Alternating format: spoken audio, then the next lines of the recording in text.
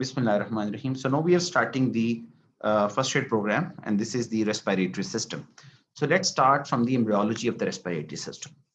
Neji, the development of the respiratory system actually is divided into few stages. ठीक है? Especially हम उन्हें कहते हैं there are 5 stages. ये जो stages हैं ये embryological stages हैं. इनके नाम आपको आने चाहिए. The first stage is called embryonic phase. The second stage is called pseudoglandular phase. The third stage is called canalicular phase. Fourth stage is called saccular. And the fifth one is called alveolar. Formula इसका बना हुआ है ये वाला. Every pulmonologist can see alveoli. So E for embryonic. Duration उसका लिखा है 4 से 7 weeks. P for pseudoglandular. Duration लिखा है 5 to 17. C for canalicular, duration is 16 to 25. S for saccular, duration is 26 till birth. And alveolar, इसमें 36वें हफ्ते से लेके 8 साल तक. इसका मतलब है इवन आफ्टर बर्थ भी हमारे लंग्स इतने वेल मैच्योर या वेल डेवलप नहीं होते. ठीक है, तो ये सबसे इंपॉर्टेंट है कि पहले हमें स्टेजेस का आइडिया हो कि कौन कौन सी स्टेजेस. तो आपने याद रखना है every pulmonologist can see alveoli, ये निमोनिक बना हुआ. अब हर स्टेज में होगा क्या देखें. आइडियली अगर हम रेस्पिरेटरी सिस्टम को ड्रॉ करें तो रेस्पिरेटरी सिस्टम कैसे डिवाइड होता है जरा मैं थोड़ा सा आपको समझाता हूँ, फिर आपको स्टेजेस समझना आसान हो जाए. पहले आता है trachea. So this is trachea. Trachea के बाद डिवाइड होता है और बन जाता है ब्रोंकाई. ये जो फर्स्ट डिवीजन होती है ना, this is called primary bronchi.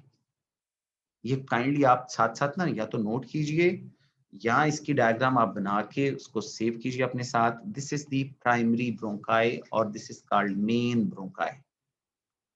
नाम आप याद करें, प्राइमरी ब्रोंकाई और main bronchi.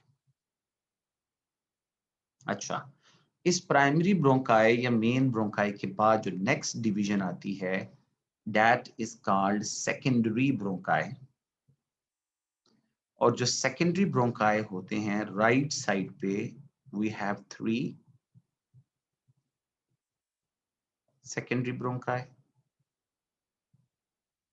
and on the left side we have 2 secondary bronchi. ठीक है, और आपको पता है कि इसी बेस पे हम कहते हैं कि राइट साइड पे we have 3 lobes and on the left side we have 2 lobes. ठीक है, और आपको पता है कि किस बेस पे मैं कह रहा हूँ. इसलिए सेकेंडरी ब्रोंकाई 3 लोब राइट पे हैं. This is the right lung, left पे 2 है. नेक्स्ट, जो सेकेंडरी ब्रोंकाई हैं देन दे डिवाइड फर्दर. और जो आगे जाके डिवाइड करते हैं, जो अपर वाला राइट की मैं बात करूंगा, ये फर्दर 3 में डिवाइड होता है. अपर वाला, मिडल वाला फर्दर 2 पार्ट्स में डिवाइड होता है और जो लोअर वाला है वो फर्दर 5 पार्ट्स में डिवाइड होता है. 1 2 3 4 एंड 5. ठीक है, इसका मतलब ये है कि राइट साइड पे ये जो मैंने 3 डिफरेंट कलर्स यूज किए हैं, ये जो डिविजन्स हैं they are called tertiary bronchi. They are called tertiary bronchi. So we have primary bronchi जो कि मैंने यहाँ पर रेड से, तो मैं इसको 3P लिख देता हूँ, primary. We have secondary bronchi, this one is the secondary bronchi. And then we have tertiary जिसको मैं यहाँ T लिख देता हूँ, दैट इज टर्शियरी ब्रोंकाई, जो कि आगे मैंने कहा था फर्दर डिवाइड होते हैं. So tertiary bronchi in the right lung अगर मैं बात करूं तो 3 ये, 2 ये और 5 ये, they are totally 8, oh sorry 10, they're totally 10. So tertiary bronchi on the right side they are 10 in number, but on the left side they are 8 in number. And वहां पर 8 क्यों है? Why there are 8? because on the left side we do not have the middle lobe. ये वाला middle lobe है. So right side पे तो हमारे पास 3 lobes हैं, तो ये middle lobe है. Left पे चूंकि middle lobe होता ही नहीं है, तो जो middle lobe के 2 ये वाले थे, वो obviously बात है वहां नहीं होंगे. ठीक है. अच्छा, अभी भी स्टोरी खत्म नहीं हुई, आगे चलते हैं.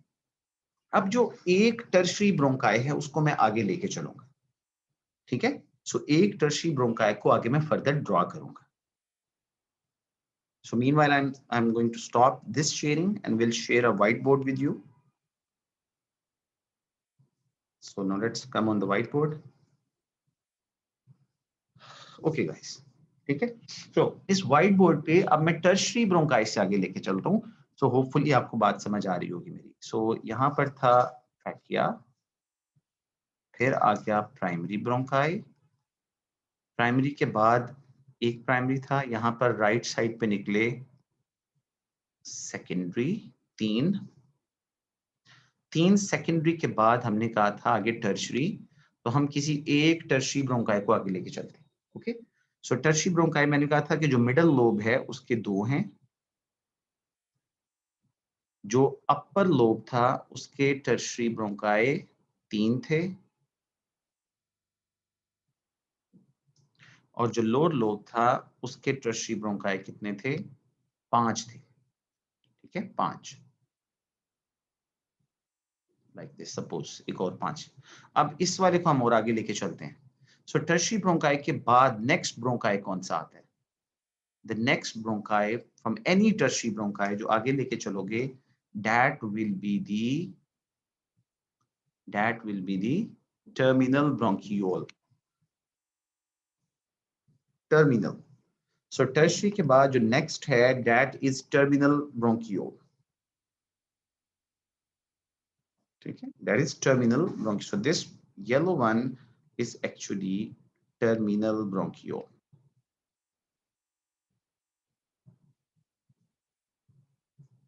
ठीक है. अच्छा, टर्मिनल के बाद क्या होगा? टर्मिनल के बाद we have another which is called respiratory bronchiole.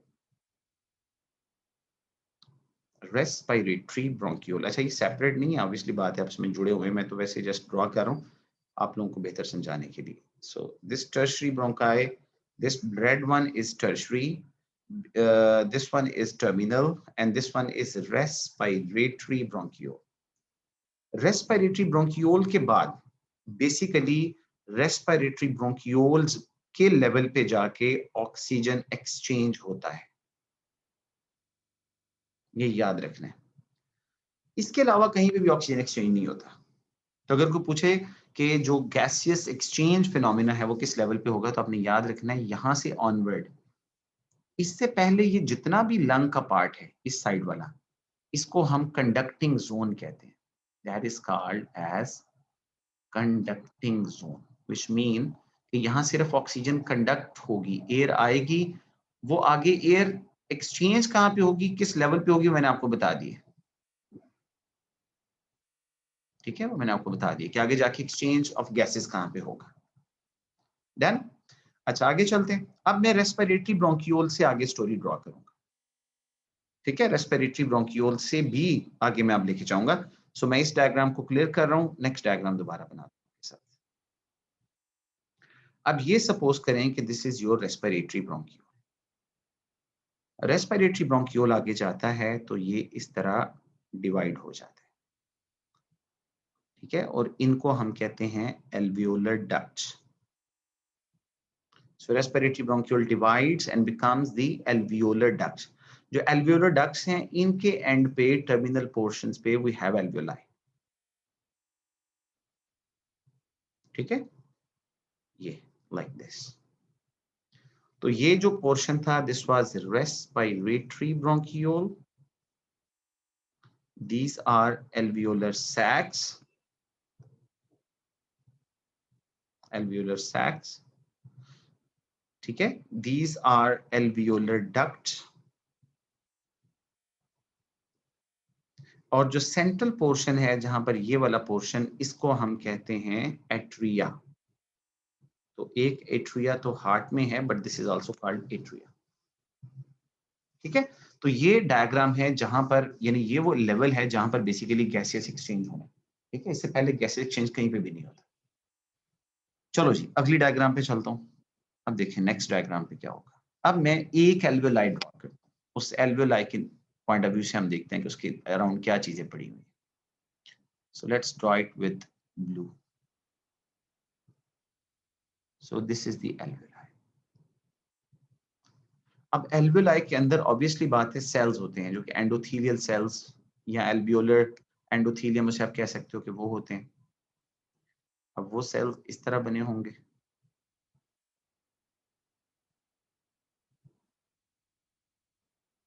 अब इन सेल्स की दो टाइप्स हैं, एक तो मैंने ड्रॉ कर दिए ब्लू वाले, ठीक है, इनको हम कहते हैं टाइप 1 न्यूमोसाइट्स, टाइप 1, ठीक है।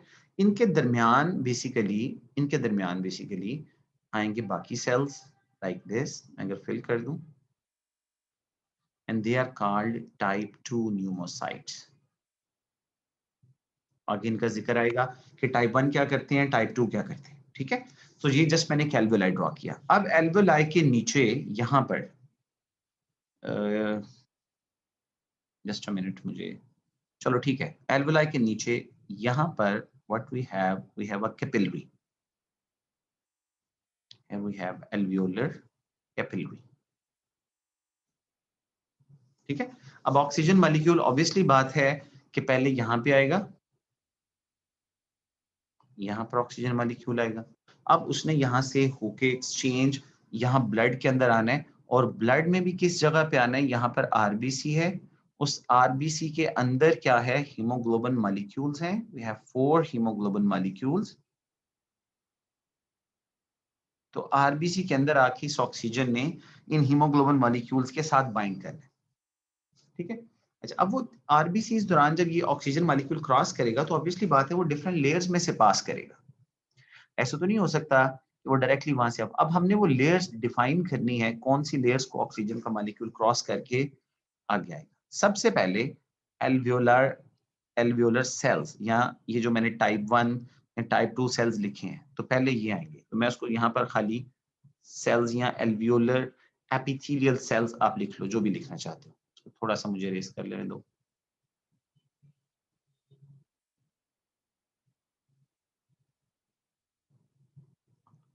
ठीक है, तो ये एल्वियोलर सेल्स थे। जस्ट अ मिनट, ठीक है। एल्वियोलर सेल्स के बाद अगली जो लेयर आती है that is the basement membrane. So ये नंबर 2 पे बेसमेंट मेम्ब्रेन है, ये जिसके ऊपर मैंने एरो रखा हुआ है। दो लेयर्स आ गई। बेसमेंट मेम्ब्रेन के बाद ये स्पेस आती है,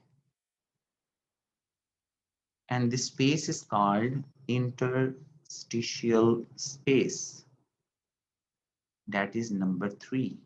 यहाँ पे नंबर 3 लिख देता हूँ, यहाँ 2 लिख देता हूँ, ये सेल जो है इनको मैं 1 कर देता हूँ, यहाँ पर 1 लिख देता हूँ, ठीक है। So that is the number 3। इसके बाद आती है basement membrane of the capillary, ये वाली मेम्ब्रेन मैं इसे डार्क कर रहा हूँ। So that is number 4, basement membrane of capillary. उसके बाद आती है कैपिलरी की एंडोथीलियम, ठीक है, दैट इज नंबर 5। सो 5 मैं इधर लिख देता हूं, endothelium of capillary, endothelium of capillary. उसके बाद आती है cell membrane of the RBC. तो number 6 is the membrane of RBC, मैं शॉर्ट फॉर्म में लिख रहा हूं, membrane of RBC, that is your number 6। So 5 पे आपका ये कैपिलरी एंडोथीलियम आ गई, 5 पे capillary endothelium, let me point it like this, capillary endothelium, capillary basement membrane 4 पे था, this one is 4 capillary basement membrane, इसको मैं इधर ले जाता हूँ। 5 में मैंने कैपिलरी एंडोथेलियम, और 6 पे मैंने कहा था ये कैपिलरी जो आरबीसी है, आरबीसी की सरफेस। ये 6 लेयर्स क्रॉस करके ये ऑक्सीजन मॉलिक्यूल यहां से आरबीसी तक पहुंचता है, ठीक है।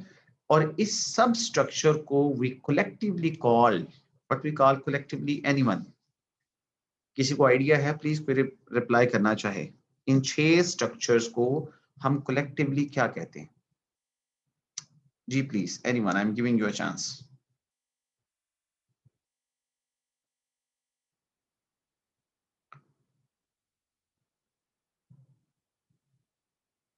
No idea. So this is called respiratory membrane. So this whole combination of 6 layers is called respiratory membrane. So please don't forget. अब यहीं से बेशुमार डिजीजेस हम जो हैं वो निकाल सकते हैं। तो इंशाल्लाह जैसे आगे चलूंगा पैथोलॉजी में फिर मैं आपको बताऊंगा। So that was the just beginning कि आपको रेस्पिरेटरी सिस्टम की थोड़ी अंडरस्टैंडिंग हो जाए। तो याद रखिएगा कि फिर रेस्पिरेटरी सिस्टम को हम जब डिवाइड करते हैं तो हम इसको 2 पार्ट्स में डिवाइड कर सकते हैं। मैं अभी आपको अगली डायग्राम में बताता हूँ। 2 पार्ट्स कौन से हैं? एक वो पार्ट है जिसका काम सिर्फ और सिर्फ ऑक्सीजन को कंडक्ट करना है, उसको हम कहते हैं conducting zone. Conducting zone. Doctor Andeep, अब तो मैंने रेज कर दिया। I think what was the number 3? Number 3 was I think interstitial space. Yes, interstitial space, क्योंकि पहले एल्वेओलाई की एपिथेलियम है, फिर एल्वेओलाई की बेसमेंट मेम्ब्रेन है, फिर इंटरस्टिशियम है। यस, ठीक है। अच्छा, अब ये जो पार्ट हैं जिन्होंने सिर्फ और सिर्फ क्या करना है, कंडक्ट करना है, so we call them conducting zone. So respiratory system में वी हैव कंडक्टिंग जोन एक, और वो पार्ट जिसने गैसियस एक्सचेंज करनी है, यहां पर जैसे भी मैं जिक्र कर रहा था, ठीक है, इसको हम कहते हैं respiratory zone. So so so we have 2 parts in the lungs, ठीक है। और उसमें एक मैंने कहा था कंडक्टिंग जोन है और एक मैंने कहा था रेस्पिरेटरी जोन। दोनों के फंक्शन डिफरेंट है। कंडक्टिंग जोन सिर्फ ऑक्सीजन को आउटसाइड से इनसाइड लेके आता है, और रेस्पिरेटरी जोन में आके ये गैस एक्सचेंज होती है, ठीक है। एक्सचेंज कैसे होती है? ऑक्सीजन यहाँ से ब्लड में चली जाती है और कार्बन डाइऑक्साइड ब्लड से निकल के एल्वेओलाई में आ जाती है। Got it? सो ये यहाँ तक जस्ट मैंने एक आपको क्लियर पॉइंट बता दिया कि क्या है। क्लियर? चलिए जी, नेक्स्ट पॉइंट पे चलते हैं। Now let's move to the book. आप आ जाइए बुक पे।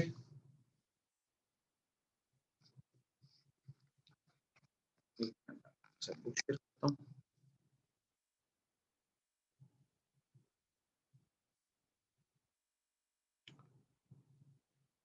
हाँ, लेट्स डू इट। लो जी, ठीक है। अच्छा, अब देखें, यहाँ पर हमने कहा कि एम्ब्रियोनिक पीरियड में लंग बर्ड बनेगा। जो मैं याद करें, मैंने कहा था कि ये इस तरह जीआईटी है, उससे छोटा सा बर्ड बनता है। इस बर्ड को हम लंग बर्ड कहते हैं, जिससे बाद में ट्रैकिया बन जाता है। तो लंग बर्ड बनेगा, तो लंग बर्ड से मैंने कहा था अभी ट्रैकिया बनेगा। ट्रैकिया से आगे ब्रोंकियल बर्ड्स बनेंगे, जैसे भी मैंने डिस्कस किया। मेन ब्रोंकाई बनेंगे, ठीक है, जिसको मेन प्राइमरी ब्रोंकाई भी कहते हैं। फिर उसी से याद करें, अभी मैंने सेकेंडरी ब्रोंकाई कहा था। सेकेंडरी ब्रोंकाई का ही दूसरा नाम है लोबार ब्रोंकाई। लोबार इसलिए कह रहे हैं कि that is one for each lobe. तो सेकेंडरी का ही दूसरा नाम क्या है, यहाँ पे 2 बना दो अगर, तो ये लोबार ब्रोंकाई है, क्योंकि यहाँ लोब्स आ जाएंगे। So one for the upper lobe, one for the lower lobe in case of left lung. फिर आ गया टर्शरी। टर्शरी का दूसरा नाम है सेगमेंटल ब्रोंक।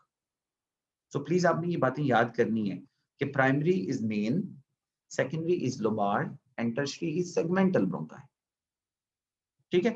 अब अगर मैंने आपसे कहा था कि यहाँ कोई प्रॉब्लम आया और ये जो बर्ड था वो सेपरेट ना हुआ, then the disease is called tracheoesophageal fistula, which is called TEF। तो टेफ जो है या ये एम्ब्रियोनिक फेज का डिसऑर्डर है। सूडो ग्लैंडुलर, इसके नाम से जरा गौर करें, ग्लैंड, इसका मतलब है अब जाके जो लास्ट वाला पोर्शन था जिसको हमने टर्मिनल ब्रोंकाई याद है कहा था, वो बनने थे, और उसके उनके इर्द गिर्द कैपिलरीज बननी थी। तो अगर यहाँ पर कोई मसला आता है, ठीक है, अगर ये बनते हैं तो फिर रेस्पिरेशन पॉसिबल ही नहीं है। तो ये तो स्ट्रक्चर कंपैटिबल विद लाइफ है ही नहीं। यानी अगर यही तो वही बात आ गई कि किसी के एल्वियोलाई ही ना बने या टर्मिनल ब्रोंक्यूल्स ही ना बने तो how that person will survive. So इसलिए सूडो ग्लैंडुलर का disorder is not compatible with life. फिर कैनालिकुलर, इसमें क्या होता है, रेस्पिरेटरी ब्रोंक्यूल्स बनने होते हैं, एल्वियोलर डक्ट्स बनने हैं, उनके अगेंस्ट कैपिलरीज बननी है, ठीक है। तो यहाँ पर फिर एक प्रॉब्लम आएगा, अगर यहाँ सपोज करो कोई मसला आता है तो 25वें हफ्ते के बाद ही ये बच्चा सर्वाइव कर सकता है, क्योंकि उसमें ये तकरीबन 25th वीक तक बन जाती है। उसके बाद यानी इसने सर्वाइव करना शुरू करना है। उससे पहले अगर ये बच्चा डिलीवर हो जाता है तो ही विल नॉट सर्वाइव, क्योंकि अब आगे मैं एक और बात बताऊंगा जिसको हम कहते हैं सर्फेक्टेंट, उसकी बात भी आ जाएगी। सेक्युलर लेवल पे हमने कहा था एल्वियोलर डक्ट्स बनती हैं, टर्मिनल सैक्स बनते हैं, ठीक है। फिर फाइनली आ गया एल्वियोलर वीक्स, तो ऑब्वियसली बात है इसमें एल्वियोलाई बनेंगे, ठीक है, एडल्ट एल्वियोलाई बन जाते हैं। एट बर्थ कितने एल्वियोलाई हैं? 20 to 7 मिलियन एक बच्चे, और बर्थ के बाद भी वो बनते रहते हैं। तो तकरीबन 8 साल तक पहुंचते पहुंचते it takes around about 300 to 400 million alveoli, ठीक है। तो ये बड़ा एक इंपॉर्टेंट था कि कहाँ पे क्या चीजें होनी है, ठीक है। अब बच्चा जब है, सपोज करो अगर मैं कहूँ कि he is in the uterus, तो वो कैसे सांस लेता है?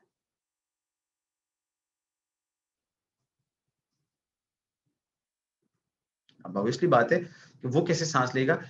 एक्चुअली होता ये है कि बर्थ से पहले बच्चे के जो लंग्स हैं, they are totally filled with the fluid. वो खाली नहीं होते, उनमें एयर नहीं होती, they don't have air, they actually have fluid. So they don't have air. What they have? They actually have amniotic fluid. ठीक है। और बर्थ के वक्त जब वो बच्चा सांस लेता है, ये सारा फ्लूइड जो होता है it is replaced with air, ठीक है। और फिर जाके हमारा respiratory system actually open.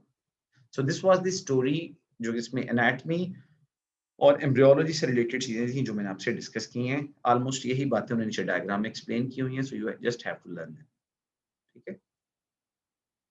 Okay, अब जिस तरह मैं जिक्र कर रहा था कि टाइप्स ऑफ एल्वियोलाई कितने हैं, we have two types of alveoli, type 1 pneumocytes and type 2 pneumocytes. Type 1 मैंने 95% कहा था, कुछ बुक्स में 95 लिखा है, कुछ में 97 लिखा है, ठीक है। ये जो टाइप 1 वाले हैं, they are squamous epithelium. Squamous cells होते हैं फ्लैट सेल्स, लाइक अगर ये एल्वियोलाई है तो इसके अंदर बिल्कुल इस तरह के जो सेल्स होंगे वो फ्लैट सेल्स, उनको हम स्क्वामस सेल्स कहते हैं। In between these squamous cells, there are other type of cells, which are called type 2. They are cuboidal type cell. ठीक है, तो ये क्यूब की तरह के हैं रेड वाले, और ये स्क्वामस यानी फ्लैट। जो फ्लैट सेल्स होते हैं ये ऑक्सीजन एक्सचेंज में अपना रोल प्ले करते हैं, जबकि ये जो क्यूबाइडल सेल्स होते हैं, they are very very important cells. ये क्या बनाते हैं? ये बनाते हैं surfactant. What they secrete? They secrete surfactant, ठीक है। सर्फेक्टेंट बनाने के लिए इनके अंदर क्या चीज होती है? They have a specific body which is called lamellar body here, ठीक है, लैमिलर बॉडी। उधर भी ये, उधर भी इन्होंने ये भी शो की हुई है यहाँ पर। खैर ये सॉरी न्यूमोसाइट है, इसके अंदर ही यहाँ लैमिलर बॉडीज होती हैं, यहाँ उसने वो ज्यादा बेहतर तरीके से वो एलबी या लैमिलर बॉडीज यहाँ लिखा, ठीक है। सो लैमिलर बॉडीज कहाँ पे हैं? They are in the type 2 pneumocytes, type 2 pneumocytes, okay. So यहाँ तक होगी बात कि टाइप 1 क्या करता है, टाइप 2 क्या करता है। अब यहां से बात स्टार्ट होगी कि what is a surfactant, what is the role of surfactant, and what if the surfactant is not enough. तो क्या होगा? सर्फेक्टेंट बनता कब है? सर्फेक्टेंट का काम क्या है? ठीक है, चलिए जी देखते हैं सर्फेक्टेंट क्या करता है, सर्फेक्टेंट कैसे काम करता है। सर्फेक्टेंट बेसिकली क्या करता है? It decreases the surface tension.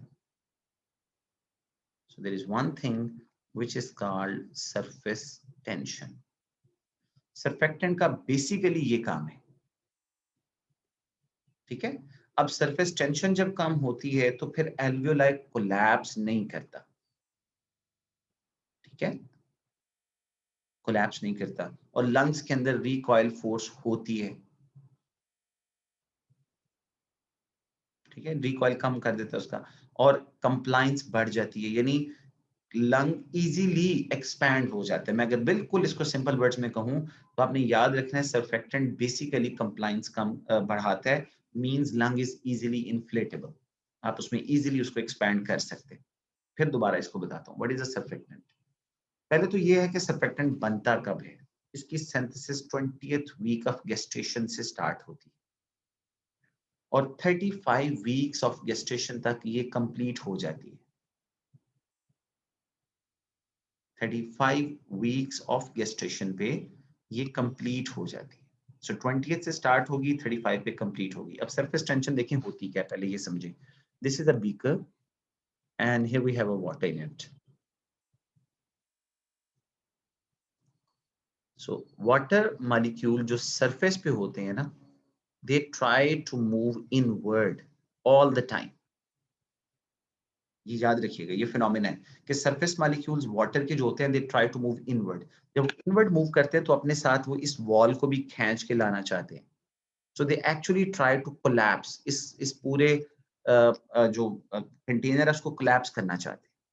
अब यही काम अगर एल्वेलाई में हो, सपोज यहाँ ये एल्वेलाई है और अगर उसके अंदर ये थोड़े थोड़े होता है वाटर वेपर्स होते हैं, वाटर होता है, वो क्या करता है, वो एल्वेलाई को कोलैप्स करना चाहता है। तो अगर सरफेक्टेंट ना हो तो ये एल्वेलाई कोलैप्स कर जाता है लाइक दिस, और इसको बहुत ही मुश्किल होता है टू एक्सपैंड। ठीक है, लेकिन जब सरफेक्टेंट मौजूद होता है, मैं इसको रेड, ये सरफेक्टेंट है, सो सरफेक्टेंट की लेयर अगर इसके ऊपर आ जाए, जिसको मैंने रेड से शो कर रहा हूं, तो सरफेस टेंशन एक्चुअली कम हो जाती है। तो इसका ये मतलब है कि एल्वेओलाई की कोलैप्सिंग टेंडेंसी कम हो जाती है, उसके कोलैप्स होने के चांसेस कम हो जाते हैं। जब वो कोलैप्स नहीं होता तो हम उसको इजीली एक्सपैंड कर सकते हैं। तो जैसे ही यहाँ पर ऑक्सीजन सपोज करो आएगी तो ये लंग एक्सपैंड हो जाएगा लाइक दिस। एक लंग कितना एक्सपैंड हो सकता है, दैट इज कॉल्ड कंप्लायंस।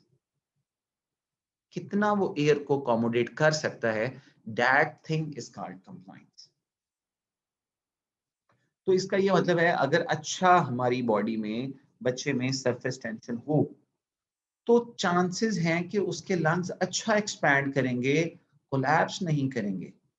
तो जब वो कोलैप्स नहीं करेंगे तो ऑब्वियसली बात है कि वो उसमें ब्रीदिंग आसान होगी। नाउ बट लेट्स अज्यूम एक पर्सन है और उसका उसका उसके उसके अंदर सरफेक्टेंट है ही नहीं। आदमी है उसके अंदर सरफेक्टेंट ही नहीं, आदमी सॉरी कह रहा हूँ, एक बच्चा है न्यू बॉर्न, क्यों सरफेक्टेंट नहीं है? That newborn has born at the age of 28th week और 30th वीक or 32 weeks.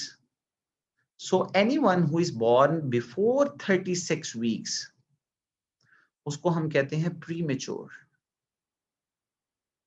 और जो प्रीमेच्योर लोग होते हैं, they have less amount of surfactant। अब surfactant नहीं होगा तो alveoli collapse कर जाएगा, alveoli collapse कर जाएगा तो exchange of gases नहीं होगा। That thing is called respiratory distress syndrome। तो याद रखिएगा कि कोई भी बच्चा जो 36 वीक से पहले होगा, उसके अंदर चांसेस हैं कि वो बाद में रेस्पिरेटरी डिस्ट्रेस सिंड्रोम में जा सकता है। ठीक है, याद रखना है आपने। अब बाय नेचर ये सरफेक्टेंट है क्या, एज अ केमिकल ये क्या चीज है? ठीक है, तो it is composed of lecithin. Lecithins is a family, और उसके अंदर इसका कंपोनेंट कौन सा है, which is called DPPC, which is dipalmitoyl phosphatidyl choline. कब स्टार्ट होती है सिंथेसिस? मैंने कहा था आपकी जो फर्स्ट एड है उसमें 20 वीक्स लिखा हुआ है, कुछ बुक्स में ये 24 वीक्स लिखा हुआ है। कब तक होता रहता है? मैक्सिमम लेवल कब तक होते हैं? 35 वीक्स तक। बनना तो शुरू हो गया ना, लेकिन उतना नहीं है जितना हमें उसके लिए मेच्योर लेवल चाहिए। तो हम कहते हैं 35 वीक्स तक ये मेच्योर लेवल होंगे। अब सपोज कर लेते हैं, एक सिनेरियो ले लेते हैं कि एक मदर है, एक female comes to you with a history of pregnancy, and she says that she is 30th week pregnant। 30th week she started having labor। 30th week पे तो बड़ा काम खराब हो गया, क्योंकि इसको तो 36 वीक से पहले डिलीवर नहीं करना चाहिए था। and you know that this labor is not going to stop and she is going to deliver the baby. अब आपको पता है कि 30th वीक्स में तो उसके लंग्स के अंदर सर्फेक्टेंट इनफ नहीं है. Now what measures you can take or what you can do, the first thing you can do is to stop the labor. This is the first option, stop labor, which is practically sometimes not possible. लेकिन अगर आप stop करें और वो drugs जो आप इस pre mature labour को स्टॉप करने के लिए यूज करते हैं, we call them tocolytics. Tocolytics, those drugs which break down the labors, stop the labors. अच्छा, आपने पूरी कोशिश की कि किसी तरह ये स्टॉप हो जाए, बट अनफॉर्चुनेटली पॉसिबल नहीं था. अनफॉर्चुनेटली आप उसको स्टॉप नहीं कर सके. Then you what you will do? Then you will give a corticosteroid injection to the mother. ठीक है. और ये कार्टिकोस्टेरॉइड इंजेक्शन कौन सा है, इसका एमसीक्यू आता होता है. इसका आंसर अक्सर औकात एमसीक्यूज में बेक्लामेथासोन है. बेक्लामेथासोन. ठीक है. कुछ बुक्स में इसको वही डेक्सामेथासोन भी लिखा हुआ है. ठीक है. कुछ बुक्स में इसको बेक्लामेथासोन इसका आंसर है. तो ये इंजेक्शन आपने किसको देना है? You have to give this injection to the mother, not to the baby obviously. कब देना है? अब देना है, try to give it before delivery of the baby, before 12 hours, 12 hours before delivery. अब अगर आपको इतना चांस मिल गया तो वेल एंड गुड. अगर आपको मौका नहीं मिलता तो आप कोशिश करें कि उसको दे दें, चाहे 1 घंटा पहले दे दें, चाहे आधा घंटा पहले दे दें. And what this steroid is going to do, it will help in the lung maturity. Although ये जरूरी नहीं है कि उससे लंग मेच्योर हो जाएंगे, but it's just a type of treatment जो आप उसको दे सकते हैं. अब सपोज कर लिया कि बच्चा, आप लेबर पेन्स भी स्टॉप नहीं हुए थे, you have given the injections but still labour pains are not stopped. Finally she had delivered a baby. ठीक है. अब क्या करें? अब बेबी है, सपोज ये बेबी डिलीवर हो गया. ठीक है. थोड़ी देर बाद आपको पता चला कि बेबी की जो ऑक्सीजन सैचुरेशन है वो कम होना शुरू हो गई. बेबी का जो रेस्पिरेटरी रेट है वो इंक्रीज होना शुरू हो गया. So now these are the signs जिसमें आपको अंदाजा हो रहा है कि baby is not good and he is going into a syndrome which is called neonatal respiratory distress syndrome. You are trying your best कि आप इसको किस तरह ट्रीट करें. तो आपने पहले सोचा कि अच्छा ऐसा करता हूं कि मैं सर्फेक्टेंट जो बाहर से सिंथेटिक होता है वो मैं दे देता हूँ. सर्फेक्टेंट होगा, वो भी सिंथेटिक होगा. You can get it from the medical stores. ठीक है. और ये किस नाम से आता है पाकिस्तान में? तो ये सर्वेंटा के नाम से आता है. प्रोबेबली बाकी वर्ड में भी ऐसे ही होगा, सर्वेंटा. तो आपने अगर बच्चे का सर्फेक्टेंट नहीं भरा, so no, you will give definitely surfactant from the outside. ठीक है. अब वो सर्फेक्टेंट देने के लिए आपने देना कैसे?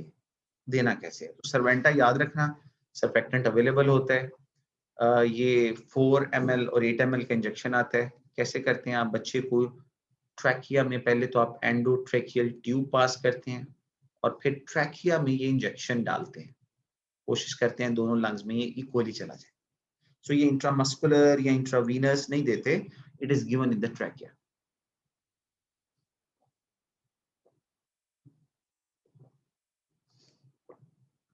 सो ये तो था जी इसके.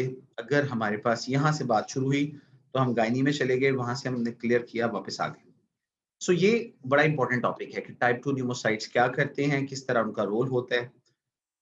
ले जी, moving to the next point, alveolar macrophages क्या होते हैं? एल्वियोलर मैक्रोफेजेस भी ऑब्वियसली सेल्स होते हैं. ठीक है. और वो जितने भी फॉरेन पार्टिकल्स, डस्ट पार्टिकल्स आते हैं, ये उनको इनगल्फ करते हैं. ठीक है. साइटोकाइंस ये रिलीज कराते हैं. एल्वियोलर प्रोटिएसेस एंजाइम ये रिलीज कराते हैं. ठीक है. और फाइनली अगर इनमें हिमोसिड्रीन हो जाए जमा, they are called hemosiderin laden macrophages.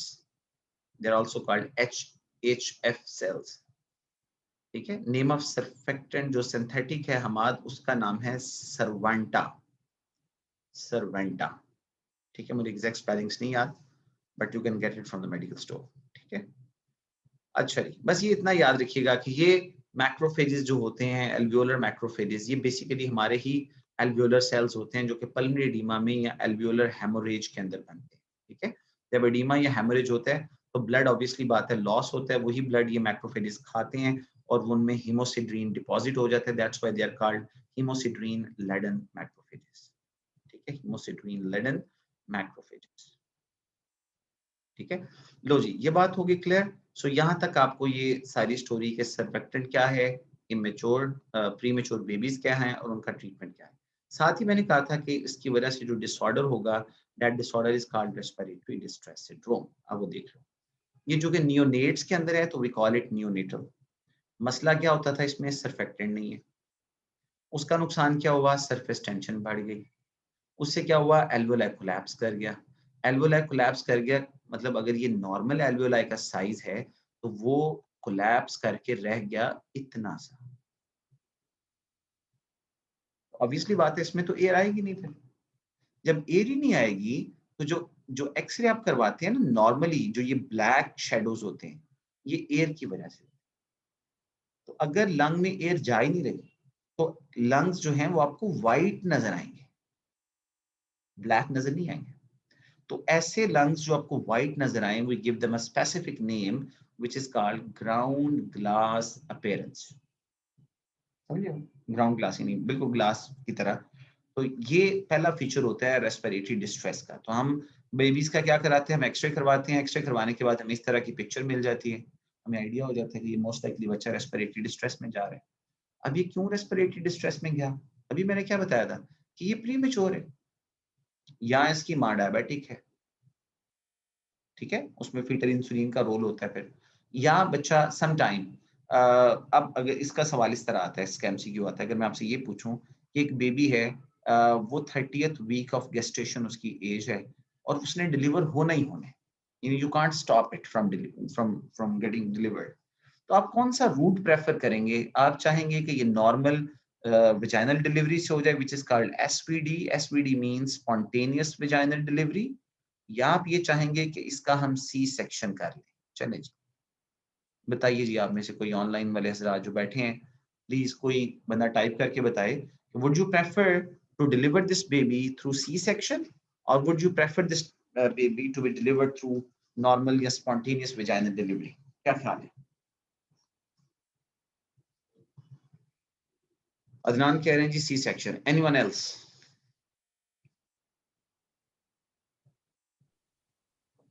Anyone else? C section एक और ऑप्शन आ गया जी, please. Anyone else? Malik Umesh, you're saying that SVD, C section, good. Anything?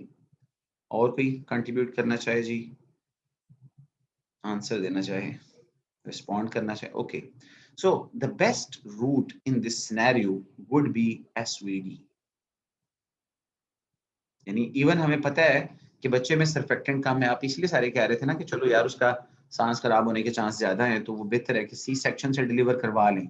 But believe remember this is the SVD. SVD इसलिए कि जब baby through the process of delivery pass करेगा तो उसको स्ट्रेस होगा, यानी आई मीन उसके ऊपर यूट्रस की कंप्रेशंस आएंगी, उसको थ्रू दी पेल्विक कैविटी पास करना होगा। जब वो पास करेगा तो जितना ज्यादा उसके ऊपर स्ट्रेस आएगा उतना ही ज्यादा उसकी बॉडी से स्टेरॉइड हार्मोन रिलीज होंगे। पता है ना आपको, एड्रीनल ग्लैंड, एड्रीनल कॉर्टेक्स, तो कॉर्टेक्स से कार्टिसोल रिलीज होता है। तो जितना ज्यादा उसको ये कार्टिसोल रिलीज होगा उतनी ही उसकी लंग मेच्योरिटी में हेल्प आउट होगी। तो याद रखिएगा कैसे बेबीज को वी प्रेफर कि ये इस जो डिलीवरी का स्ट्रेस है उसमें से गुजरें, बिकॉज उससे इनकी प्रोडक्शन थोड़ी बेहतर होगी। सो लिखा हुआ है कि सी सेक्शन अगर है तो decrease release of steroids, less stress हो गया ना, तो हमें हमें बेहतर था कि अगर हम इसको डिलीवरी करवाते। ट्रीटमेंट क्या करना था, मैंने कहा था माँ को स्टेरॉइड्स दें बिफोर बर्थ, 2 इंजेक्शन लगा दें 12-12 घंटे बर्थ से पहले। अगर टाइम नहीं मिलता तो ऑब्वियसली बात है फिर तो कोई ऑप्शन नहीं, या फिर बच्चे को एक्सोजेनस सर्फेक्टेंट दें जो मैंने अभी आपको बताया था, बाहर से मिल जाता है। ठीक है, तो ये था कि आपने किस तरह रेस्पिरेटरी डिस्ट्रेस वाले पेशेंट को ट्रीट करना है। इसके बाद क्या करना है, आप ऑब्वियसली बात है बेबी डिलीवर होगा, उसकी सैचुरेशन ड्रॉप कर रही है तो आप उसको ऑक्सीजन लगाओगे। लेकिन अब जब ऑक्सीजन आप लगाओगे तो उसके अपने साइड इफेक्ट्स हैं न्यूबॉर्न बेबीज के अंदर। न्यूबॉर्न बेबीज में high flow of oxygen is not good, और हम कहते हैं उसकी जो कॉम्प्लिकेशन है उसका निमोनिक है रिब। रिब से क्या बनता है, retinopathy of prematurity. I stands for intraventricular haemorrhages brain के अंदर, and B stands for bronchopulmonary dysplasia. Bronchopulmonary dysplasia, ठीक है जी। तो ये बेसिकली आपने याद रखना है। These are the complications of high flow of oxygen in the neonates. तो आप ट्रीट कर रहे होंगे, बट अनफॉर्चुनेटली साथ साथ ये कॉम्प्लिकेशंस भी डेवलप होना शुरू हो जाए। अब हमें कैसे पता चलेगा कि किसी बच्चे के लंग्स मैच्योर हो चुके हैं या नहीं हो चुके? लाइक मैं कहता हूँ एक फीमेल आ जाती है, शी इज हैविंग लेबर, कहती है डॉक्टर साहब कंफर्म कर लें प्लीज मेरे बच्चे के लंग मैच्योर हो गए हैं कि नहीं हुए। ठीक है, मीनवाइल यू आर ट्राइंग कि आप लेबर पेन को स्टॉप कर दें, और मीनवाइल आप उसकी टेस्टिंग करना चाहते हैं, तो आप क्या करेंगे, ये सपोज करें कि दिस इज द मदर, ठीक है सपोज, और माँ के अंदर this is the baby, amniotic वो है सैक, और उसके अंदर है ये बेबी। तो जो एमनियोटिक सैक है उसके अंदर एमनियोटिक फ्लूइड है यहाँ पर। तो आप कैसे कंफर्म करेंगे, आप क्या करेंगे जी, you will take a needle and you will take a sample from amniotic fluid sample आप लेंगे, और उस फ्लूइड में से आप क्या चेक करेंगे, you will check the lecithin sphingomyelin ratio,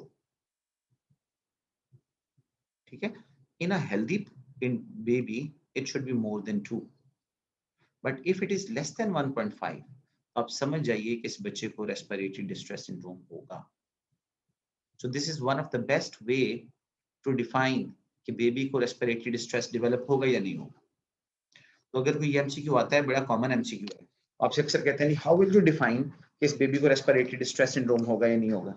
so then what is your answer, क्या आप क्या कहेंगे, आप कहेंगे I will check the lecithin sphingomyelin ratio, if the ratio is less than 2 या लेस देन 1.5 तो चांसेस हैं कि patient will suffer from RDS. अगर रेशियो 2 से ज्यादा है तो बेबी सेफ है, ठीक है। ये एक मेथड था। इसके अलावा एक और मेथड है जिसपे आप लंग मैच्योरिटी प्रिडिक्ट कर सकते हो, उसका नाम है फोम स्टेबिलिटी इंडेक्स। आम रूटीन में हम ये बड़ा नहीं करते, तो ज्यादातर हम लेसिथिन पे ही रहते हैं। Third way to again check the maturity that is called surfactant albumin ratio, ये भी कर सकते हो, ठीक है। तो ये 3 तरीके हैं जी जिससे आप बिफोर बर्थ एस्टिमेट लगा सकते हो कि बच्चे को रेस्पिरेटरी डिस्ट्रेस सिंड्रोम होगा या नहीं होगा। तीनों बातें याद रखनी। उसके बाद अब देखें, जिस बच्चे में ऑक्सीजन लेवल अच्छा ना हो, ठीक है, यानी बच्चा हाइपोक्सिया में रहे ज्यादा, उसमें लो ऑक्सीजन जो होती है वो पीडीए का रिस्क बढ़ा देती है। What is PDA, this is patent ductus arteriosus. याद करें, मैंने अपनी डेमो क्लासेस में आपको बड़ा डिटेल में समझाया था, this is abnormal communication after birth. Birth से पहले ये नॉर्मल कम्युनिकेशन है। याद करें जरा, मैंने क्या कहा था कि एओर्टा है, suppose this one is aorta, and beneath the aorta we have the pulmonary trunk, if you remember like this, just मैं ड्रॉ कर देता हूँ, और पल्मोनरी ट्रंक और एओर्टा के दरमियान यहाँ पर ये कम्युनिकेशन होता है, and this communication is called ductus arteriosus. और इसमें होता क्या है कि जो ब्लड है, ब्लड वो फ्लो करता है, कैसे फ्लो करता है जी, मैं आपको बताता हूँ। ब्लड फ्लो करता है from pulmonary trunk into the aorta, ठीक है, पल्मोनरी ट्रंक से एओर्टा में, और ये बर्थ से पहले है। बर्थ के बाद क्या होता है, ये चीजें सेपरेट हो जाती हैं, सॉरी, बर्थ के बाद क्या होता है कि ये चीजें सेपरेट हो जाती हैं।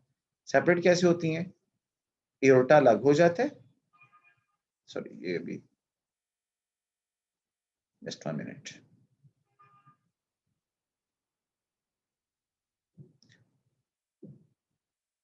जी बर्थ के बाद क्या होता है, एओर्टा अलग हो जाता है और पल्मोनरी ट्रंक नीचे अलग हो जाता है। तो ये दरमियान में वो जो कम्युनिकेशन था वो जस्ट एक थ्रेड बन जाता है और इस थ्रेड का नाम होता है लिगामेंटम आर्टेरियोसम। तो हम कहते हैं रिडक्टस आर्टेरियोसस बाद में लिगामेंटम आर्टेरियोसम बन जाता है। तो अगर किसी बच्चे को हाइपोक्सिया हो और उसमें ऑक्सीजन लेवल कम हो तो ये रिस्क ऑफ पीडीए बढ़ जाता है। तो प्री मेच्योर बच्चों में तो ऑलरेडी ऑक्सीजन कम है, तो उनमें चांसेस ज्यादा हैं कि उनमें पेटेंट डक्टस आर्टेरियोसस हो। ठीक है, सो दिस इज दी वे जो हम थोड़ा सा प्रेडिक्ट कर सकते हैं इसके बारे में। सो ये था जी सारी स्टोरी, ये मेच्योरिटी कैसी है, प्री मेच्योर बेबीज कैसे हैं, उनमें क्या इश्यूज आते हैं। आगे चलते हैं। ये बात मैं आपको समझा चुका हूँ। There are two ways, two zones, one is called conducting zone, the other is called respiratory zone. यही बात यहाँ पर भी उन्होंने की हुई है, जैसे आपको बता देता हूँ साथ साथ। आप जरा गौर करें कि ये ट्रैकिया है, ठीक है जी, और ट्रैकिया के अंदर कार्टिलेज चेक करें आप। ये जो ये वाले हैं ना, ये कार्टिलेज है। सो ट्रैकिया के अंदर आपको पता है ना कार्टिलेज होती है, और जो ट्रैकिया के अंदर यहाँ कार्टिलेज, हिस्टोलॉजिकल डायग्राम के अंदर ये साथ उसने कार्टिलेज बनी नीचे। जो कार्टिलेज होती है ना ट्रैकिया में, वो सी शेप कार्टिलेज होती है, और इनकी जो बैक ये वाली एरिया है, this is filled by a muscle. So these are C shape cartilages. उनके बैक पे ये जो मसल है उसका नाम है ट्रैकियालिस। क्या नाम है? ट्रैकियालिस। तो ये इसको रिंग को पूरा कर देते हैं। ऐसे तकरीबन 20 रिंग्स होते हैं जी ट्रैकिया में, इनको ट्रैकियल रिंग्स कहा जाता है। तो ये यहाँ पर भी अगर आप देखें तो ये एक रिंग है, फिर ये एक रिंग है, ठीक है। फिर उसके बाद ट्रैकिया दो में डिवाइड हो गया, जो हमने डिस्कस किया था पीछे। And what is that? That is called main bronchi. Main bronchi के बाद हमने कहा था, या प्रिंसिपल ब्रोंकाई के बाद हमने कहा था सेकेंडरी ब्रोंकाई। सेकेंडरी के बाद हमने क्या कहा था? टर्शरी ब्रोंकाई या ब्रोंकियोल्स। अब वो टर्शरी यहाँ तक, यहाँ पे उसने ड्रॉ की, ये सारा स्ट्रक्चर यहाँ तक था। इसमें प्राइमरी भी आ गए हैं, इसमें सेकेंडरी भी आ गए हैं, इसमें टर्शरी भी आ गए, और तीनों के अंदर आप जो चीज हिस्टोलॉजिकली कॉमन है वो कार्टिलेज है। फर्क सिर्फ इतना होता है कि ट्रैकिया में ज्यादा, मेन ब्रोंकाई में उससे कम, सेकेंडरी ब्रोंकाई में उससे कम, टर्शरी ब्रोंकाई में उससे कम, टर्मिनल ब्रोंकियोल्स में और कम। तो ग्रेजुअली जैसे जैसे आप ऊपर से नीचे की तरफ जाएंगे, the number of cartilage will decrease. तो आप देखें, कभी आपने ये नहीं सुना होगा, या बड़ा रेयरली आपने सुना होगा कि जी ट्रैकिया कोलैप्स करिए। ट्रैकिया कोलैप्स नहीं कर सकता, it is difficult to collapse, क्योंकि उसके अंदर क्या है, उसके अंदर रिंग शेप कार्टिलेजेस पड़ी, तो ट्रैकिया कोलैप्स करना ज्यादा मुश्किल है। बट ये आपने जरूर सुना होगा कि एल्वेलाई कोलैप्स कर गए, या आपने सुना होगा रेस्पिरेटरी ब्रोंकियोल्स कोलैप्स कर गए, टर्मिनल ब्रोंकियोल्स कोलैप्स कर गए। क्यों कोलैप्स कर गए? Because they don't have cartilage. आप देख लो हिस्टोलॉजिकली इस डायग्राम के अंदर ये कार्टिलेज है, इधर ये लेयर है ही नहीं। So only that part of the respiratory system can collapse जिसमें कार्टिलेज भी। एग्री? सो यहाँ पर अगर हम देखें लेयर बाय लेयर, तो हम कहते हैं नहीं, सबसे पहले ऊपर तो ये सेल्स हैं, और ये एपिथेलियम है, which is called pseudo stratified ciliated columnar epithelium. This is a pet MCQ हर एग्जाम में, ये तो लाजमी पूछा जाता है कि what is the epithelium of the respiratory tract. तो आपने कहना जी pseudo stratified ciliated columnar epithelium. लेकिन जब आप ब्रोंकियोल्स के लेवल पे आते हैं तो ये एपिथेलियम सिंपल सिलिएटेड हो जाती है, ऊपर ये सूडो स्ट्रेटिफाइड थी। बाकी यहाँ पर भी स्मूथ मसल्स हैं, यहाँ पर भी स्मूथ मसल्स हैं, यहाँ कार्टिलेज है, यहाँ कोई कार्टिलेज नहीं, राइट। और नीचे चले, जब टर्मिनल ब्रोंकियोल्स पे जाती हैं तो स्मूथ मसल्स उधर भी हैं, ठीक है, कार्टिलेज इसमें भी नहीं। और नीचे चले जाएं, जब हम रेस्पिरेटरी ब्रोंकियोल्स पे आते हैं, again we have a smooth muscle there. बाकी वही जो एंडोथेलियम है। जैसे जैसे आप नीचे जाते जा रहे हैं, देखिए बाल गायब होते जा रहे हैं, यहाँ ज्यादा सिलिएटेड थे, यहाँ थोड़े से कम हो गए, यहाँ और कम हो गए, यहाँ बिल्कुल गायब हो गए। तो रेस्पिरेटरी ब्रोंकियोल्स के ऊपर सीलियाज नहीं होते, एग्री, ना ही उसके अंदर कार्टिलेज होती। तो जब कार्टिलेज नहीं है तो कोलैप्स के चांसेस होंगे कि नहीं? बहुत ज्यादा चांसेस होंगे। और फाइनली जो एक एल्वेलाई है उसका ये स्ट्रक्चर होता है। एल्वेलाई जस्ट बेसमेंट मेम्ब्रेन के ऊपर पड़ा होता है, दैट्स इट, और कोई नहीं होता, यानी उसमें एल्वेलाई के अंदर कोई मसल्स नहीं होते। एल्वेलाई के अंदर इलास्टिक फाइबर जरूर होते हैं, कोई मसल्स नहीं होते। तो याद रखिएगा। अब जो एस्थमा है ना, एस्थमा अक्सर आपने डिजीज यहाँ पे अगर मैं बात करूं, आपने सुना होगा सबने bronchitis. So bronchitis is the disease of bronchi, वो इसकी डिजीज है जिसमें प्राइमरी सेकेंडरी टर्शियरी ब्रोंकाई है। ब्रोंकाइटिस ब्रोंकियोल से नीचे इसकी डिजीज नहीं है। और ब्रोंकाइटिस में दो मसले होते हैं, कि तो इन्फ्लेमेशन होती है, दूसरा म्यूकस प्रोडक्शन ज्यादा होती है, म्यूकस प्रोडक्शन ज्यादा होती है। ब्रोंकाइटिस का ये मसला होता है। और अक्सर जब हम उसकी बायोप्सी करते हैं ना इस पेशेंट की, या ऑटोप्सी करके आप देखते हैं, तो उस पेशेंट के जो ग्लैंड्स हैं वो हाइपरट्रॉफिक होते हैं। तो हम कहते हैं जी ब्रोंकाइटिस के अंदर हाइपरट्रॉफी ऑफ द ग्लैंड्स हो जाती है। ठीक है, तो ये था जब हम बात कर रहे हैं ब्रोंकाइटिस की। अगर मैं बात करूं ना एस्थमा की, तो एस्थमा इस पार्ट का डिजीज है। सबसे ज्यादा अगर आप यहाँ पे या थोड़े से हम कंपैरिजन करें स्मूथ मसल्स का, तो आप देखें ब्रोंकियोल्स के लेवल पे सबसे ज्यादा स्मूथ मसल्स लेयर है। ठीक है, as compare to the other मैं बात कर रहा हूँ, इसकी नहीं, इसको कंपेयर नहीं कर रहा। तो जहां स्मूथ मसल ज्यादा है तो ब्रोंकोस्पैज्म वहीं पे होगा ना, क्योंकि स्पैज्म तो इन मसल्स की वजह से होना है। सो जितने ज्यादा स्मूथ मसल्स हैं उतना ज्यादा स्पैज्म है। तो ब्रोंकोस्पैज्म फिर इन्हीं जगहों पे या इसी वजह से होता है, राइट। सो एस्थमा किस चीज की बीमारी है? एस्थमा ट्रैकिया ब्रोंकाई इनकी बीमारी नहीं है। Asthma is a disease of bronchioles, terminal bronchioles, क्योंकि यहाँ पर स्मूथ मसल्स हैं जिन्होंने स्पैज्म में चले जाना है और पेशेंट को ब्रोंकोस्पैज्म हो जाना है। ठीक है, तो ये था। तो इसलिए अक्सर वीजिंग जो होती है, हम कहते हैं सीटियों की आवाज आ रही है, वीजिंग आ रही है, वो बेसिकली एस्थमा के अंदर आती है। तो एस्थमा के लिए आप ब्रोंकोडायलेटर्स देंगे, ठीक हो जाएगा। इसके लिए आपको देखना पड़ेगा। फिर इस तरह एक और डिजीज है, उसका नाम था एम्फाइजीमा। एम्फाइजीमा क्या होता है? एम्फाइजीमा इस जोन की बीमारी है। और नीचे चले जाओ, सही। ब्रोंकाइटिस इस जोन की बीमारी है, एस्थमा इस जोन की बीमारी है, और एम्फाइजीमा इस लास्ट जोन की बीमारी है। एम्फाइजीमा में क्या होता है? एल्वियोलाई एबनॉर्मली डायलेट हो जाते हैं,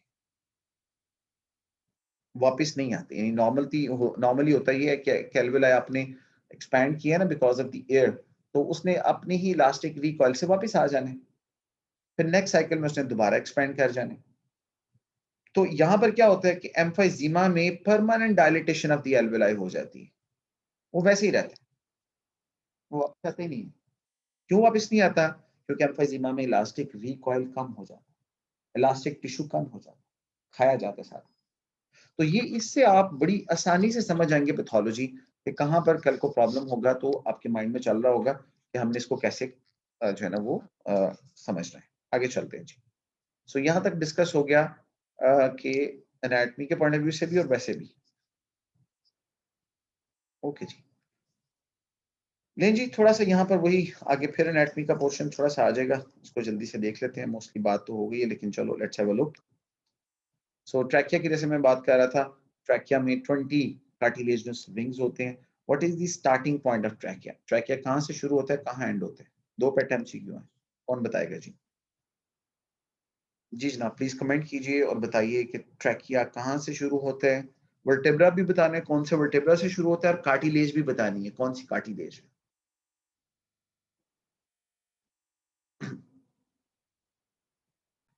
ओके, सो आपने कहा कि जी ट्रैकिया कहाँ पे स्टार्ट होता है? ट्रैकिया स्टार्ट होता है जी C4 से, C4। और इसके ऊपर जो कार्टिलेज होती है वो क्रीकॉइड कार्टिलेज है, क्रीकॉइड। ट्रैकिया कहाँ एंड होता है? स्टर्नल एंगल पे, यूर राइट। और इनके पीछे जो वर्टेब्रा पड़ा होता है वो intervertebral disc between T4 and T5। ठीक है, so trachea ends at the sternal angle, आप लिख लें या ज़हन में रखें, या फिर आप ये याद रखें कि intervertebral disc between T4 and T5, वहां ट्रैकिया बेसिकली एंड होता है। डन हो गया। सो ये तो दो मैंने सिंपल आपसे सवाल पूछ लिए थे। राइट लंग के 3 लोब्स होते हैं, हमें ऑलरेडी पता है। लेफ्ट लंग के 2 लोब्स होते हैं। ठीक है, लिंगुला is a part of the left lung. ठीक है, और ये डायग्राम देखें और इस डायग्राम के अकॉर्डिंगली मुझे खुद बताएं कि lingula is a part of upper lobe और is a part of lower lobe. of the left lung. Diagram देख के बता दें. Lingula is a part of upper lobe or is the part of lower lobe. Diagram आपके सामने है जी. Anyone else? Sajad is saying lower lobe, lower. I'm really sorry guys. It's the part of the upper lobe. ठीक है. और ये बड़ा straight forward simple MCQ आता होता है और हम सारे इसको गलत कराते हैं. It's a part of upper lobe. आपको नजर भी आ रहा है. ठीक है. It's not the part of lower lobe. Please. Yes. So it's the part of upper lobe. ठीक है. यहाँ पर ये बना हुआ है. So it's a part of upper. ठीक है. ये तो पहला एमसीक्यू था. ओके. तो ये बात क्लियर हो गई. किस लंग में मिडल लोब नहीं होता?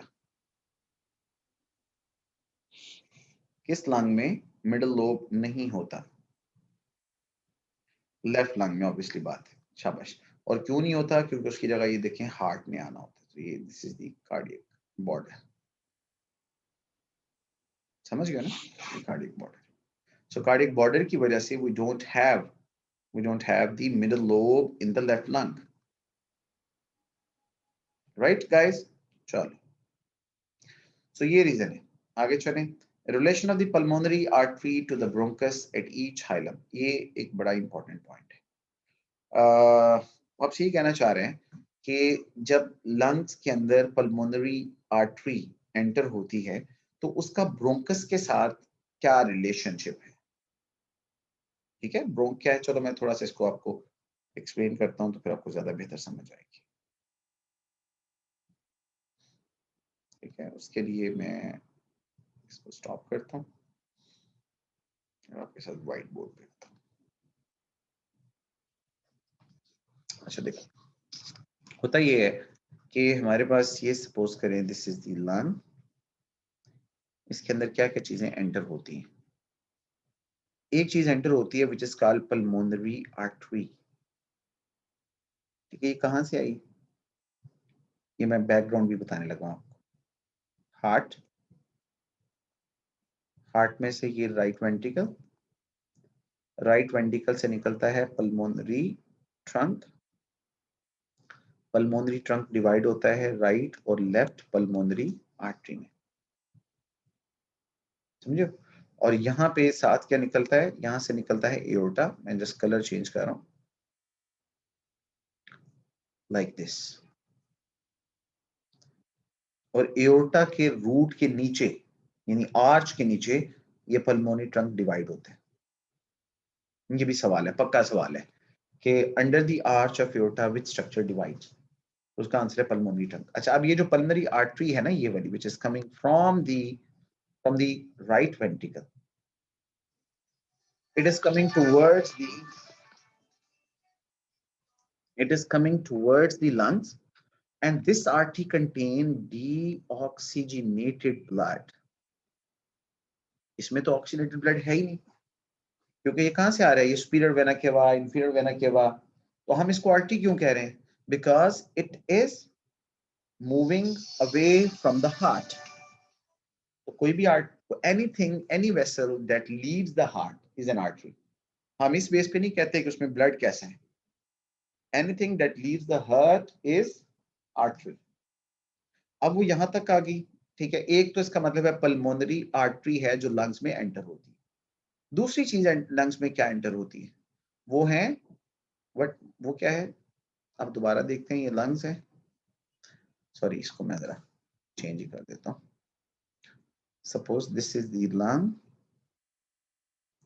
तो हमने कहा एक जो लंग के अंदर चीज आ रही है that is pulmonary artery, and इसके अंदर जो ब्लड है वो डीऑक्सीजनेटेड.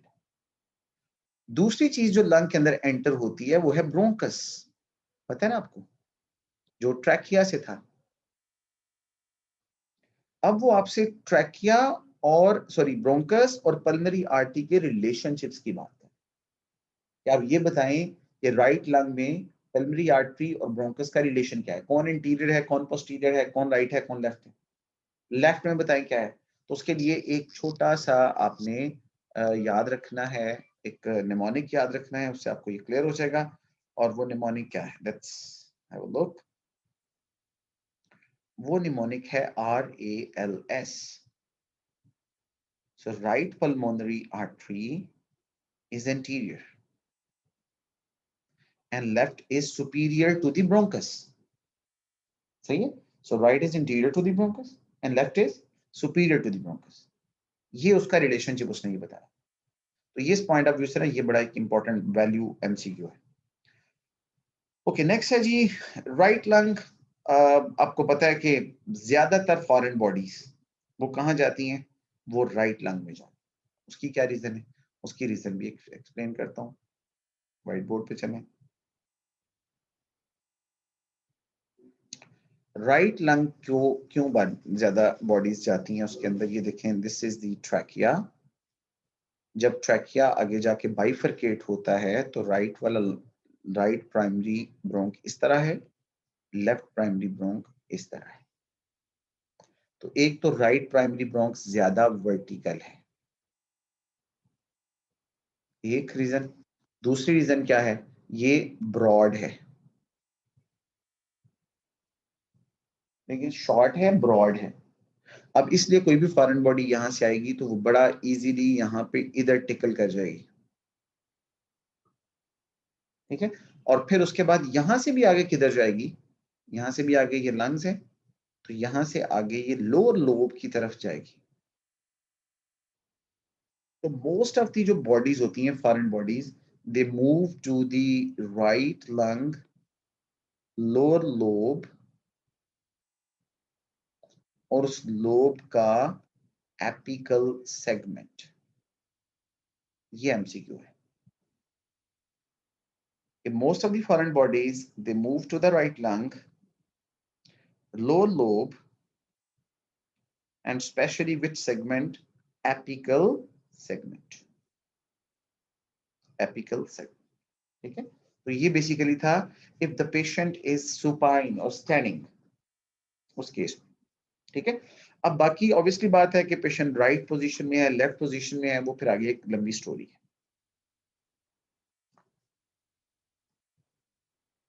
जी एंगल भी कह सकते हो, एंगल भी थोड़ा सा उसका होता है, उस वजह से भी होती है. सो यहाँ पे देख लेते हैं हम. When the patient is supine, usually enter the superior segment of the right lobe. मैंने इसके लिए apical का word use किया, एक ही बात. When the patient is lying on the right side, तो फिर ये right ही lung के upper lobe में जाएगी, क्योंकि उसमें angulation थोड़ी change हो जाएगी. And when the patient is upright, I mean standing, तो obviously बात है तब तो ये lower lobe में ही जाएगी. तो बंदा खड़ा है तो किधर जाएगी? बंदा लेटा है स्पाइन सीधा तो कहाँ जाएगी? राइट लैटरल पोजीशन में है तो कहाँ जाएगी? ठीक है. तो मोस्ट ऑफ द टाइम जो फॉरेन बॉडीज होती हैं, they travel to the right side of the lung. Right side पे ही जाते हैं. तो यहाँ यही बात मोस्टली क्लियर हुई. लो जी, फिर लास्ट इसके अंदर जो सेगमेंट है आज का, वो है जी what are the openings in the diaphragm. ठीक है. What are the openings in the diaphragm. मैं वापस जरा व्हाइट बोर्ड पे चलूं. देखें, there is a topic which is called mediastinum. Anatomy का एक topic है which is called mediastinum. ठीक है, मैं इसको रीड कर रहा हूँ. mediastinum क्या चीज? ये आगे मैं ड्रॉ कर रहा हूँ. This is the sternum. This is the Xiphoid process. This is manubrium. यहाँ पीछे मैं ड्रॉ कर रहा हूँ thoracic vertebra. ठीक है. ये मुझे मजा नहीं आया, इसको मैं रीड करता हूँ. So यहाँ मैं ड्रॉ कर रहा हूँ यहाँ पे thoracic vertebra. ठीक है. जो thoracic vertebra हैं पीछे, वो ऑब्वियसली बात है T1 to T12 है, राइट. यहाँ पर T4 और T5 के दरमियान इंटरवर्टेब्रल डिस्क है. दिस इज T4 वर्टेब्रा, उसके नीचे दिस इज T5, और ये दरमियान में इंटरवर्टेब्रल डिस्क. यहाँ इमेजिनरी लाइन ड्रॉ करें तो वो इस जगह पे आती है. हम स्टर्नल एंगल से एक इमेजिनरी लाइन ड्रॉ करते हैं, वो पीछे T4 T5 के दरमियान जाके मैच होता है. यहाँ पर ऊपर आता है फर्स्ट रिब.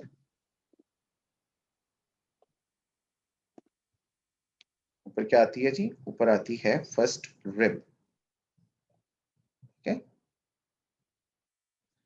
नीचे आता है डायफ्राम। अब जो डायफ्राम है ना वो इस तरह होता है, वो इस तरह नहीं होता, इस तरह से हम ड्रॉ कर देते हैं। अब T4, 5, T6, T7, T8, T9, T10, T11, T12, तो हम कहते हैं कि T8 के लेवल पे, सपोज ये T8 है, 8th है, उसके लेवल पे भी डायफ्राम में एक ओपनिंग है, T10 के लेवल पे भी डायफ्राम में एक ओपनिंग है, और T12 के लेवल पे भी डायफ्राम में एक ओपनिंग। ये ओपनिंग का लेवल क्यों T8 T10 बनता है, इस वजह से कि डायफ्राम इस तरह एक लूप की शेप में आता है, not in the form of straight. ये रीजन होती है, ठीक है। अब यहाँ जो एमसीक्यू आते हैं वो ये आते हैं कि इन ओपनिंग्स में से T8 के लेवल पे क्या चीजें पास करती हैं, T10 के लेवल पे क्या पास करता है, T12 के लेवल पे क्या पास करता है। ये एमसीक्यूज हैं, पेट एमसीक्यूज, ठीक है, ये हमने भी देखना है यहाँ। अब उनको हम कहते हैं जो डायफ्राम के अंदर ओपनिंग्स है ना, these are called hiatus. Hiatus, ठीक है, क्या कहते हैं, हियाटस। अब देखें, structures passing through the diaphragm at the level of T8, the main structure जो पास करता है वो इंफीरियर वेना केवा है।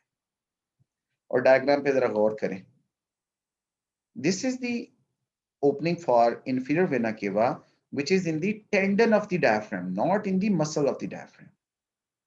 ये सेंट्रल टेंडन होती है। और ये भी बड़ी दफा सवाल आया कि जो आईवीसी की ओपनिंग है वो मसल में है कि टेंडन में, आंसर इज टेंडन। तो T8 के लेवल पे इंफीरियर वेना केवा है और राइट फेनिक नर्व। T10 के लेवल पे एसोफेगस है, ठीक है, और एसोफेगस के साथ दो दो नर्व्स हैं, वेगस नर्व्स, राइट और left vagus nerve.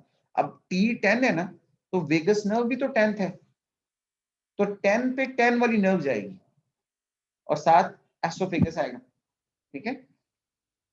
Eight the level of T12 एक आएगा एओर्टा, ठीक है, फिर आएगी एक थोरेसिक डक्ट। तो एक रेड चीज है, एक व्हाइट चीज है, और एक ब्लू चीज है which is called azygos vein. So 12 के ऊपर हम कहते हैं red, blue and white, aorta, thoracic duct and azygos vein. Diaphragm की इनर्वेशन क्या है, C3, C4, C5। इसकी पोइम बनी है, C3, C4, C5 keeps the diaphragm alive. अगर ये नर्व्स कट जाएं तो डायफ्राम ऑब्वियसली बात है पैरालाइज हो जाएगा, और ये main muscle for inspiration. Diaphragm is the main muscle for inspiration, ये याद रखना है आपने। जब हम नॉर्मल क्वाइट ब्रीदिंग कर रहे हैं ना, तो देन बेटा this is the main muscle for inspiration. Inspiration में ये फ्लैट हो जाता है, लंग एक्सपैंड कर जाते हैं, एक्सपायरेशन में ये इस तरह ऊपर चला जाता है, लंग खाली हो जाता है। सो यहाँ पर याद जिस तरह भी आपने करना करें, but this is story is T8 inferior vena cava, T10 esophagus and vagus nerves, T12 aortic hiatus भी से कहते हैं क्योंकि aorta, thoracic duct और साथ उसके जो था एजाइगस वेन पास करती, ठीक है। C3, C4, C5 keeps the diaphragm alive, ये भी बता दिया। और जो बाकी इसकी स्टोरी है वो है I8 10 eggs at 12। I mean IVC at the level of 8, 10 means esophagus and vagus nerves at the level of 10, and 12 at A for aorta, A for esophagus, and T for thoracic duct at the level of 12.